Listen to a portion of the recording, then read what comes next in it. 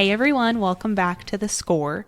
I'm sure you avid listeners realized right off the bat that this is not your normal host, Chelsea Schaefer. I am Taylor Vollen, and I'm just filling in for her on this episode. Now, if you listen to the short score, you maybe recognize my voice, but like I said, have no fear, Chelsea will be back. I am just helping her out on this one. Speaking of today's episode, this is one of our recorded live episodes from this year's Cinch Timed Event Championship with Ketch Kelton. Now, I'm not sure how you would have missed any of the coverage our team was bringing you, as we were there at the Lazy E covering every angle of the Cinch Timed Event Championship, from streaming it on ropin.com to our social media coverage. We really aim to bring you every side of the event. And now, with today's episode, that includes the score. Today on the score, we have this year's Cinch Timed Event champion, Ketch Kelton, like I said. Ketch winning the Ironman, I would say, just made perfect sense considering the waves he's made in the sport over the last few years. But while it might not have been a surprise for anyone, it doesn't take away from the coolness of the fact that he is now the youngest to ever win the Cinch Timed Event Championship. As with any episode that comes from an on-site event, there is a good chance of commotion, but I hope you'll hang with us and hear about Ketch's history-making Ironman title.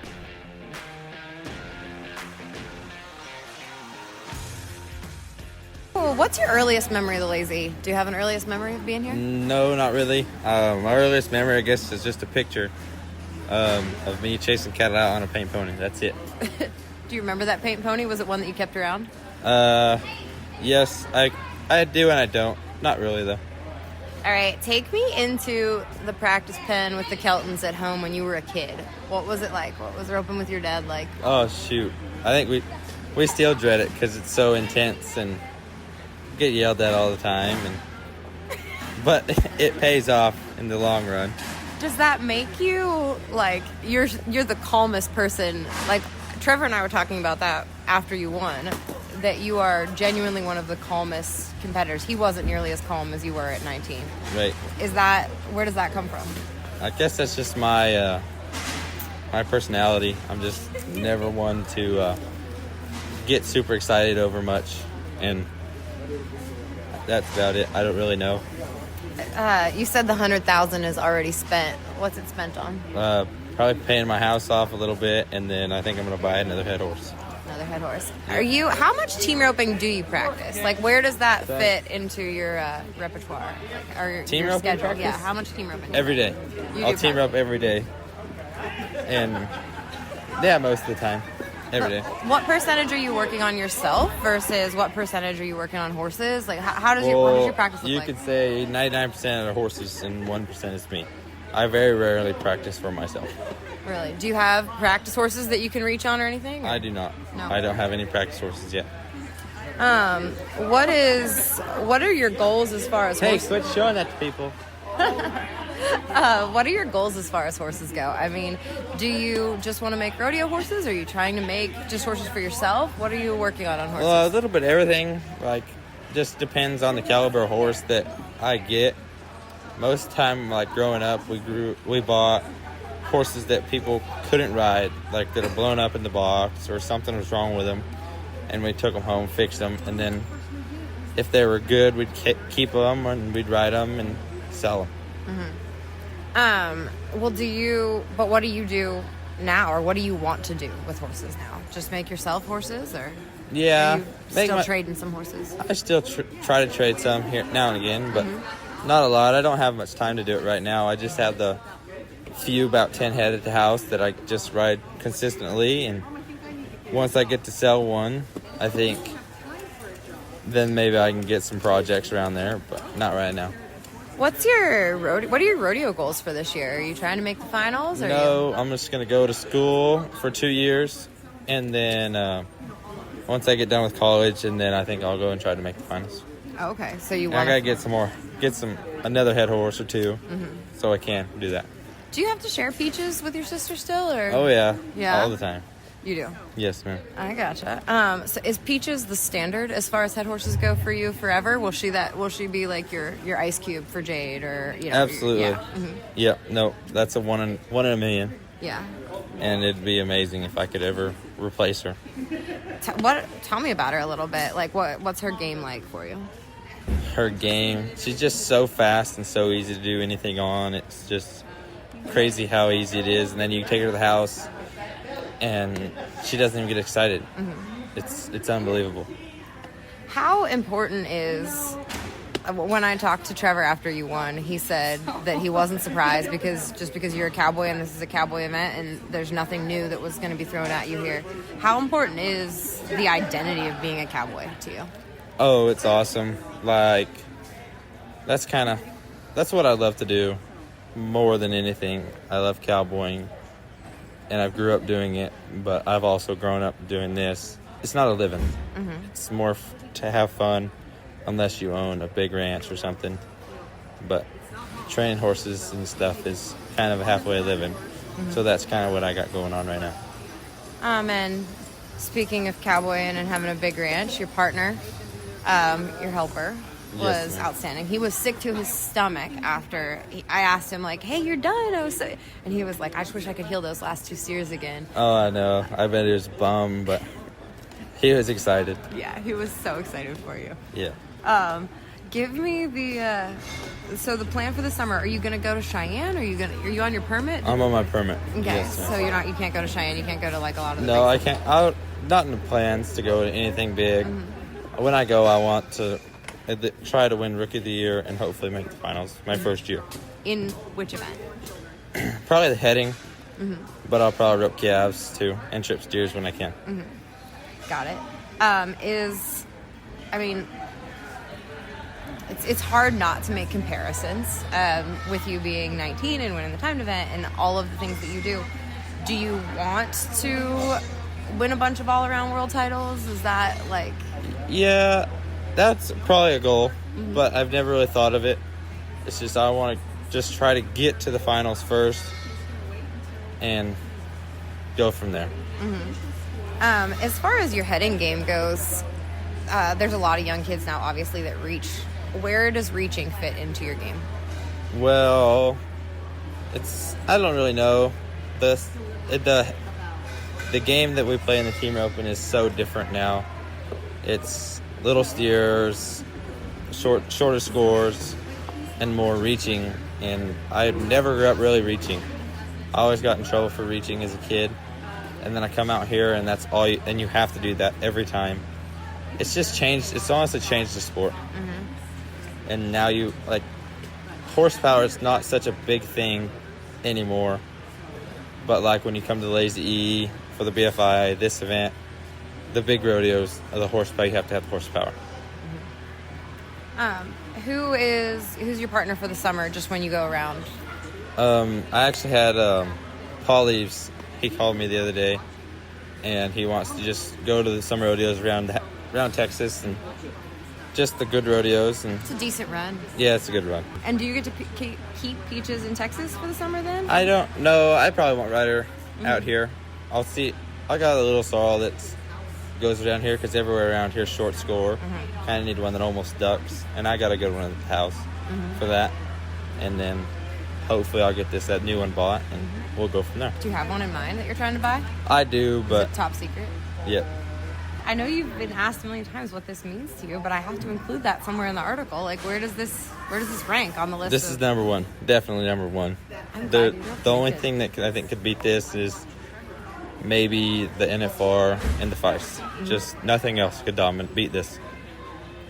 Okay, so that's crazy though. You've won the number one thing on your list at 19. Absolutely. No, it's awesome. It was a dream come true when I got to come here. And then let alone win it. It's amazing. I'm just trying to put myself in your shoes or feel how you it's got to be so hard to. I don't know. You're so passive though. I guess it's just cool. I don't get excited over anything. I know. It's terrible. It is terrible. When were you confident going into the bulldogging that you had it won? At what point were you obviously going into the steer roping, you pretty much mathematically had it won, but Well, I guess I seen all those guys have so much heck in the bulldogging. I just told myself, just get him down. Then everything else will take care of that. And that mostly did. Everybody else, they didn't draw very good. And I got past those in rounds 3 and 4. And then you come to this round and I drew good and they didn't, and it helps a lot. Yeah, we were pretty confident in your draws, like, Yeah. at the beginning. Yeah.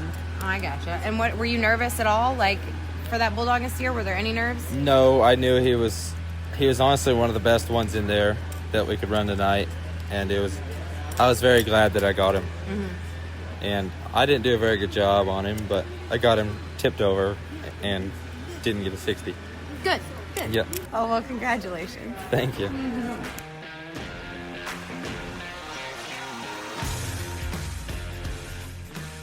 Okay, so I heard before this event that Ketch was trying to get a day job. Yeah, so when he moved into his place back in August, he went like 6 to 8 weeks without roping because he was working on his place. And I'd call him from home, "What you doing?" "Mom, I think I need to get a job." "Ketch, you don't have time for a job, and your job is to rope and take care of these horses. Go enter a jackpot. Don't just sit at home, I think he was a little out of his comfort zone just because, all of his buddies were on the road. And so, being over here in Texas now, he's got to find new partners that he can number up with. And so he was and I think he was a little burnt out. Yeah. So I really, yeah, he has. So, yeah, Ketch doesn't need a job. This is his job. No other place can he go make this kind of money. That 100,000 sure helps. 110 by the end of it? That 100,000's amazing. I can't believe it. He was at over 300,000 for last year in earnings. How much of that was Peach's mount money? Back to Kenzie? I don't know. Know the exchange rate there. Right. You gotta watch them. They're both jackpotting son of a gun. Oh my gosh. Unbelievable. Yeah. So. We talked a little bit about earlier, I'm not gonna make you cry. I promise. But, got 2 knockout kids. They're great to interview, great to be around. I mean, how did we get here with 2 talented, great kids? I don't know. It's not Mom. Well, maybe it is Mom. Mom doesn't ride a horse. Mom doesn't swing a rope. But, Mom was their teacher through school, made them do their chores, keep things in priority before they went out to the arena. And then once they left the house, they were all Dad's responsibility in the arena. And, he taught them what they know and with the rope and all their horsemanship skills. And still as adults, he tries to tell them what to do. So that's going to be a big change. Yeah. So it sounds like we got a pretty strong mom and dad duo there. Pretty strong, yes. We are both very strong firstborn children. Where do you go from here? What is he doing after this? How do you come down from this? I don't know. What does he do? He'll go college steer roping next week, pro rodeo steer roping, and then... Is he getting his card this year? No card for him. Permit. Oh, permit. Yeah. He's still on it. This is his second year with a permit. He's going to wait until he's ready and finished with school and ready to hit the road because he wants to win that rookie title. Yeah. So he'll plan that and be very, what's the word I'm looking for? Deliberate about when he goes. He seems very strategic with everything that he does. He is, sometimes. You would think so, but he's not much of a planner. If you ask him what roping he has next weekend, he's not going to know. So, if he does give a lot of deep thought to things, he doesn't share that. Mm-hmm. But neither Dad nor I are real deep thinkers. So, I think that's where Ketch gets it. Yeah. Who instilled the business mindset in him? I don't know. Maybe it's just a combination of the two of us, and maybe it's the fact that, he grew up watching on the road with Chance as he pro rodeoed and watching all these guys. And Ketch has always been one that just sits back and watches. And so I think he saw what these guys did to chase a gold buckle and also what they won, but he also paid attention to what they lost. And so he internalized all that and is like, you know, is it really worth it for me? What do I need to do so I can get to a point where I'm not going to lose everything to go try and chase a gold buckle, you know? He wants to get his house fixed up, paid off before he hits the road. Then he has something to come home to. It's crazy. 19. By 1 week. He turned 19 1 week ago. It's crazy. So when we brought him over here, Trevor FaceTimed him and told him congratulations. Oh, that's awesome. Yeah, we got the whole thing on video. Oh, very cool. That's But- very cool. And that's got to feel crazy that people are saying your son's name in the same sentence as Trevor Brazil. That really is. Because, you know, I've watched Trevor dominate this arena. Never thinking that my kid would be compared to him and then start dominating this arena as well.